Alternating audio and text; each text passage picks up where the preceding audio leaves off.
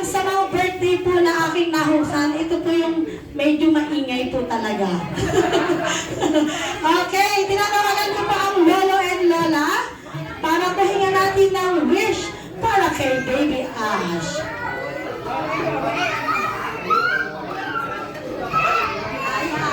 Asher, it's your birthday today.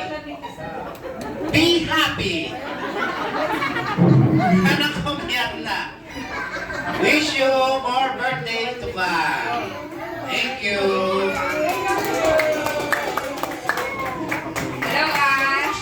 It's your big day today. Mag-enjoy ka, Apo. Ang wish ko sa iyo, sana lumaki kang may pagkatakot kay Lord at mapagmahal na bata at mabait, hindi makulit at hindi malikot. Kasi gusto ko lagi kang behave para hindi mahirapang mag-alaga ang mga lolo at lola dahil masakit na ang balakang.